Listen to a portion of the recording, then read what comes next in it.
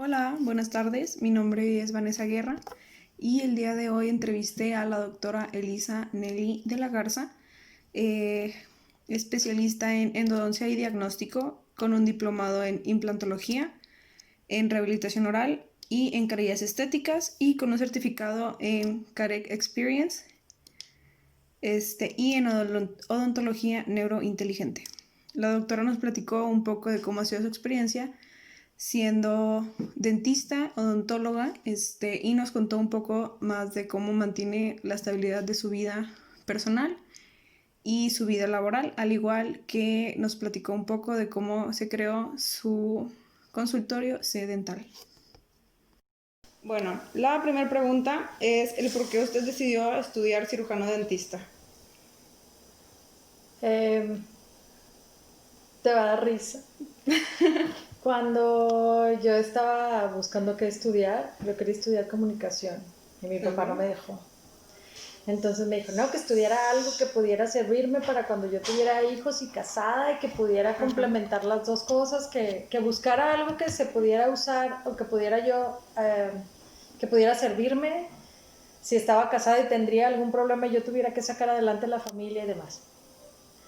Cuando encontraba que estudiar y una prima dijo, yo voy a ir a estudiar odontología, ¿sí? Y ella tenía carro. Y entonces dije yo, pues nunca me ha desagradado la biología, o sea, era mi rama de la prepa había sido biológicas, ¿sí? Y luego dije, y de pasadita voy a tener ride, entonces Sí. vamos a probar, o sea, realmente vamos a ver de qué se trata. ¿Sí? No tenía parientes dentistas, no había algo que me dijera eso porque tu tía fulanita, ¿no? Nomás es, bueno, vamos. Total, entré a la carrera y me gustó desde el inicio. Entonces, afortunadamente di con el lugar perfecto para estudiar y me encanta, me encanta. Muy bien. ¿Por qué se especializó en endodoncia diagnóstico? Ok, cuando estaba en la escuela, ya en la escuela, empecé a buscar con quién trabajar. Entonces primero entré a trabajar con la doctora Patricia Borjón, digamos que fue mi mentor. ¿Okay? Ella era rehabilitadora y había estado trabajando con uno de los mejores rehabilitadores de México, yo creo, el doctor Campuzano. Entonces empecé a trabajar con ella y dije, voy a ser rehabilitadora. Pero entonces ella me dijo que antes de decidir, eso fue como en cuarto semestre, ¿sí? Me mandó con diferentes doctores. Entonces, antes de entrar a clínica, yo ya estaba yendo con Natalia Cavazos, que era odontopediatra, con Mirtala Huitrón, que era periodoncista, pues prácticamente con ellos dos. Y al final me mandó con el doctor Víctor Martínez, ¿okay? Y de ahí me quedé con Víctor hasta que terminé la carrera. Yo creo que los últimos 2 años de la carrera me la pasé trabajando de asistente con el endodoncista y me mega encantó. O sea, dejé de pensar en que iba a ser rehabilitadora, aunque me encanta y hoy he involucrado mucho esa especialidad en mi consulta. Endodoncia es así como mi mejor, Okay. el mejor. ¿Cuánto tiempo lleva ejerciendo? Me gradué, mi generación de la facultad fue 84-89, me gradué en el 93 del posgrado de endodoncia, hice el posgrado en la Universidad Autónoma de Guadalajara. Okay. Eh, Son 2003. un montón, 27 creo, 20. Sí. No, 27 son años de que casi. me gradué de endodoncista. Wow. ¿Hubo algún momento en su época de estudiante en la que pensó que debía tirar la toalla o abandonar la carrera? No, Jamás. no. ¿Tiene o ha tenido algún paciente que su caso lo haya marcado de alguna forma, ya sea por lo difícil que fue su tratamiento o porque se convirtió en un paciente muy querido? Fíjate que tengo muchos muy queridos. Tengo pacientes que atiendo desde que me gradué. Sí, es más, el lunes viene un paciente que fue cuando yo regresé del posgrado, puse el consultorio en mi casa, sí, y desde entonces lo estoy viendo al señor Leonel Guadiana, un encanto, y me ha seguido a todos los lugares a donde haya ido. Sí, sí tengo pacientes que me han marcado, pero fíjate que ese detalle ha sido porque me costó trabajo hacer algo y me dejó mucha experiencia terminarlo. Sí, dos casos te puedo dar rápido. Por ejemplo, fue un paciente que se desmayó en el consultorio posterior a que yo terminé. El susto que yo me metí, lo que me sentía de desprotegida por no estar bien preparada, me hizo prepararme para que no me volviera a pasar nunca nada de eso. ¿Sí? El paciente se desmayó solamente porque se relajó tanto que vino un reflejo vago, se llama, y se desmayó, pero no tenía nada, ya había terminado de trabajar y demás. Y otro paciente que tuvo extrema sensibilidad después de una endodoncia que se veía todo bien hecho, no había tecnología como la hay hoy de Combin para que yo pudiera ver qué había pasado, ¿sí?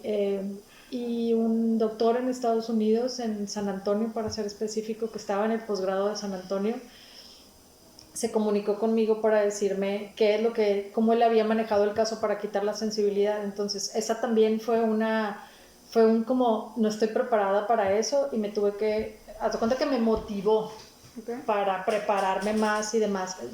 Así rapidito son de los dos que me pueden acordar, pero positivamente montonales, o sea, Sí, me imagino. tengo muchos pacientes muy queridos que se han convertido inclusive en amigos. Claro. Sí. ¿Cuál ha sido su mayor logro como profesionista? ¿Cuál usted cree que ha sido como lo mejor que ha alcanzado hasta el momento? Yo creo que es como una satisfacción personal. Trabajé muchos años para una clínica y fui subiendo escalones hasta que me hice la responsable de todos los doctores que trabajaban ahí. Y después en alguna ocasión decidí poner mi consultorio, y cuando veo el número de pacientes que tengo hoy, de hecho acabamos de llegar al paciente número 3000, ¿sí? En un periodo de tiempo de 7 años, y haces el contexto y no hay nada de publicidad y demás, claro. Todo es de boca en boca. El número de pacientes promedio está entre 17 y 25 mensuales nuevos sin publicidad.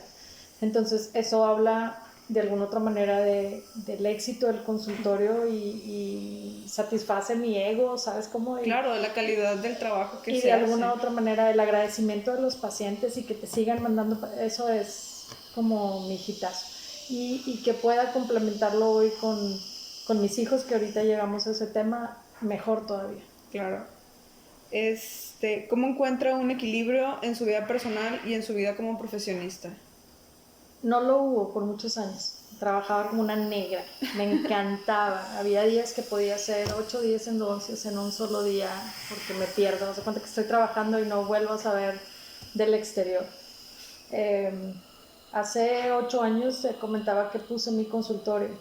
Y cuando puse mi consultorio tuve la oportunidad de poner el consultorio y la casa en el mismo lugar, y cambió por completo mi dinámica familiar. Sí, afortunadamente todavía pesqué a mis hijos chiquitos, entonces todavía tenía oportunidad de jugar este rol de mamá que realmente me tocaba jugar, pero de mamá trabajadora. O sea, nos vemos a mediodía, nos vemos en la noche, nos vemos todos juntos en la mañana a salir a los trabajos y demás. Cuando puse el consultorio en mi casa y me sobraron todas esas horas de tráfico, no sé, empecé a manipular los horarios para que yo tuviera más tiempo con mis hijos y comer junto con ellos a mediodía. Se cambió la dinámica por completo. Entonces hoy, si me dijeras que es mi mejor recomendación para cualquiera, no hay nada más maravilloso que poner el consultorio en tu casa. Hoy le doy la razón a mi papá después de tantos años. Sí, que me dijo, si algún día necesitas complementar tu familia con tus hijos y estar al pendiente, bueno, eso es lo mejor que pude hacer. Sí. Obviamente lleva mucho esfuerzo encontrar una casa en donde puedas poner las dos cosas, tener los espacios y aparte respetar los horarios. O sea, hoy no tengo pacientes, hoy no trabajo, voy con mis hijos, no estás, no importa que esté al lado. Okay. ¿Sí? O igual al revés,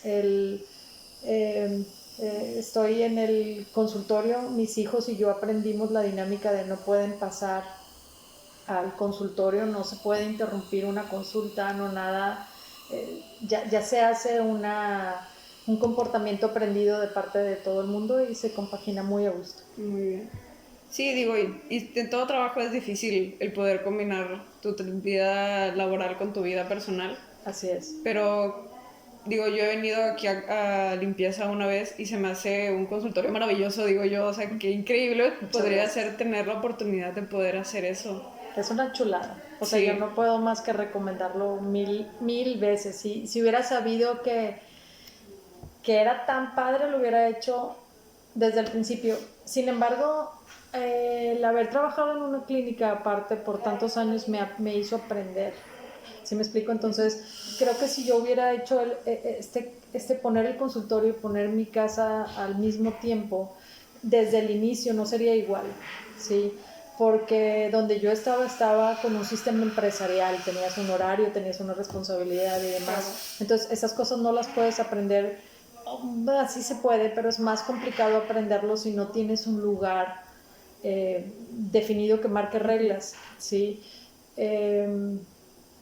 Todo va siendo parte de la experiencia. Entonces, a lo mejor como un inicio no está mal ir a trabajar en un lugar en donde ya esté todo bien establecido, que tenga un crecimiento determinado, como bien preestablecido. Claro. ¿Sí me explico? Sí, entonces, sí. Ya aprendes cómo se administra, cómo se maneja el personal, cómo administra sillones, cómo comprar materiales, como todas estas cosas que son del día a día, las aprendes en un lugar aparte y luego ya va a volar al tuyo, ¿sí me explico? Claro. Pero también se aprende mucho de la otra manera. Muy bien. ¿Cuál cree usted que ha sido el tope o traba más grande que ha tenido en su carrera? Así algún... ¿Cómo decirlo? Algo que la frenó por algún momento en el que usted pensó que ya. Cuando salí del lugar en donde estaba trabajando, hace 8 años, casi 9, estaba tan habituada a trabajar para una empresa que cuando me tenía que salir de la empresa no sabía qué seguía. O sea, ya se cuenta que no sabía cómo manejar mi situación. Empecé a ir a consultorios y demás y decía, no es posible que después de 18 años yo empiece a deambular de un consultorio a otro consultorio. No le estaba pasando bien personalmente en mi vida matrimonial, entonces haz de cuenta que fue un como conjunto de muchas cosas. Sin embargo, lo que me dio como la seguridad y la fortaleza es que la odontología se lleva en la cabeza y en las manos. Claro. Sí, entonces lo que era bueno mío no era el consultorio donde estaba, sino cómo trabajaba yo. Exacto. Entonces, en base a ese pensamiento, decidí poner mi consultorio. Encontré a una doctora que había sido compañera mía de la empresa donde trabajaba anteriormente y ella me dijo, pues ándale, pon el consultorio conmigo. Ella no veía ya pacientes de odontología, puso una clínica de estética facial y corporal y hacían botox y estas cosas. Entonces, haz cuenta que se complementaba porque en Europa en ese momento estaba como un boom de la odontología estética con la estética facial. Entonces, haz cuenta que yo entré, me pusieron en el lugar perfecto. Sí. O sea, caíste en el lugar maravilloso, porque aparte de que Emma era una muy buena compañera del lugar,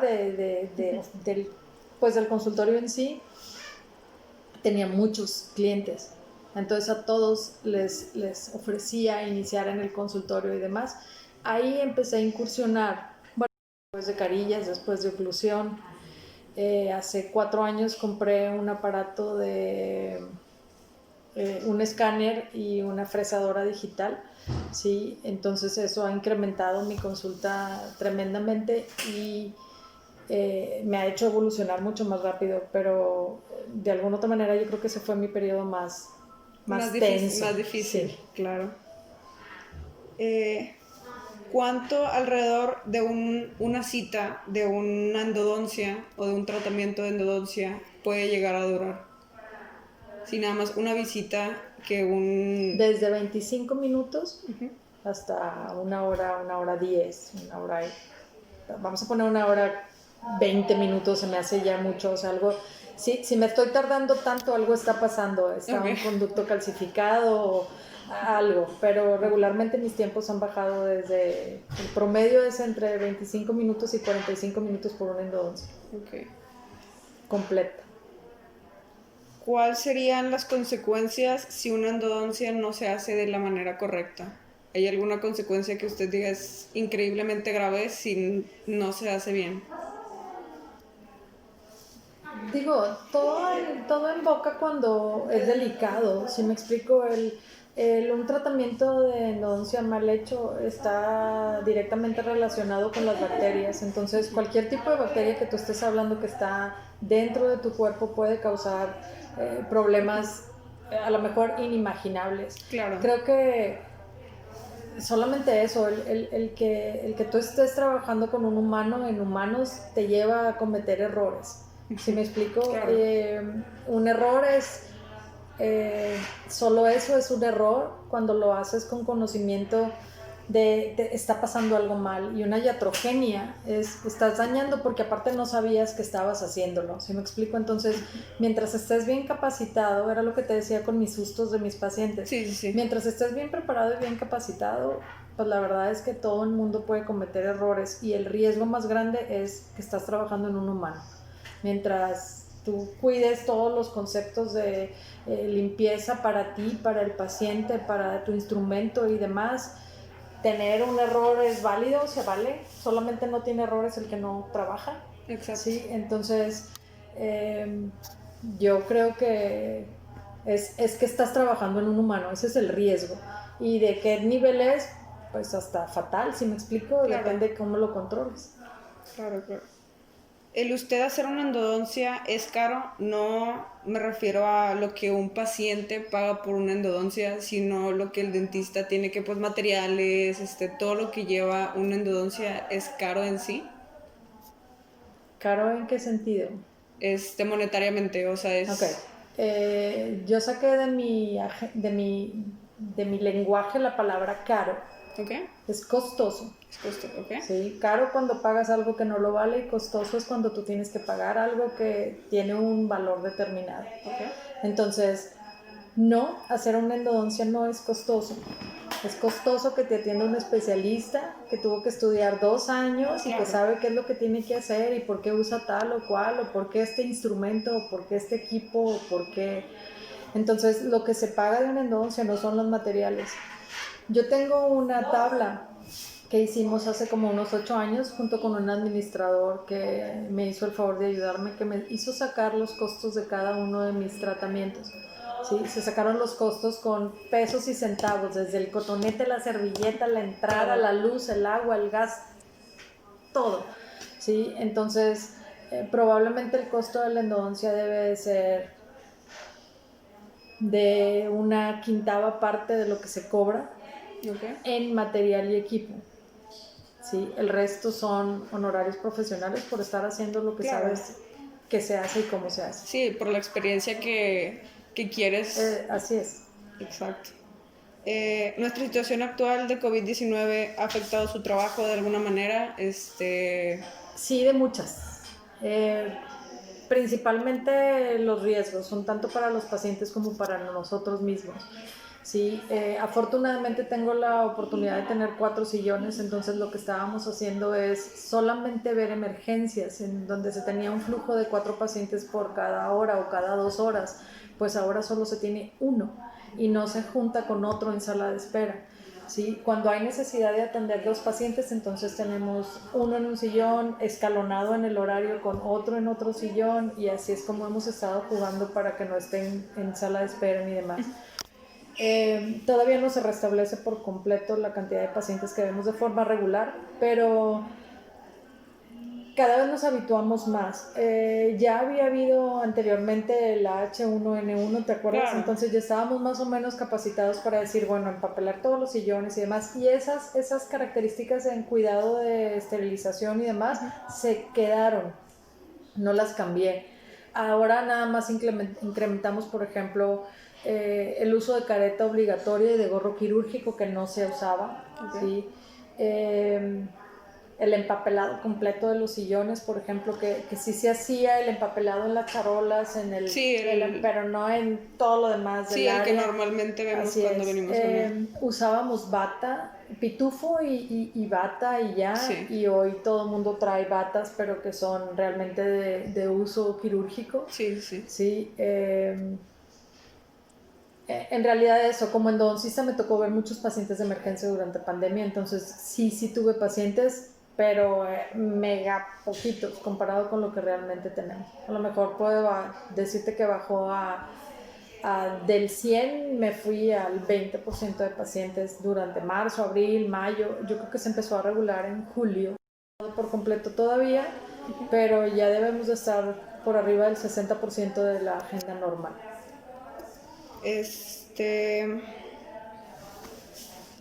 ¿Cómo comenzó su consultorio C-Dental? ¿Cuál es la historia detrás de todo lo que es ahorita C-Dental? Okay. Fue el cómo continuar con mi trabajo que necesitaba trabajar. Una amiga me invita a poner consultorio junto con ella hace 8 años, ¿sí? Y decidimos empezar con 2 sillones. Por problemas de ubicación tuvimos que cambiarnos de lugar y en ese entonces compré 4 sillones dentales, ¿sí? Poco a poco fue aumentando. Ya no estaba con ella en la misma instalación porque como ella tenía muchos clientes y yo tenía ya un número de pacientes mayor, nunca encontrábamos ninguno que tuviera estacionamiento. Entonces claro. decidimos separarnos, ¿sí? Y yo ya pude arrancar sola el consultorio con 4 sillones, con un lugar de estacionamiento y aproveché para poner mi casa ahí. Claro. ¿Sí? Entonces prácticamente así fue. Iniciar a separar los negocios costó otra vez la notaría, el esto, el otro, la de alta insalubridad y demás, pero así fue como empezó. Vienen conmigo de colaboradores 8 doctores más que son los especialistas en las demás áreas. Yo solamente hago endodoncia y rehabilitación. Okay. Pero viene un cirujano, un periodoncista, un odontopediatra, 2 ortodoncistas, y cada quien hace su área de especialidad en las mismas instalaciones. Okay. Bueno, esas eran todas mis preguntas. Muchísimas gracias, doctora. De nada, un placer.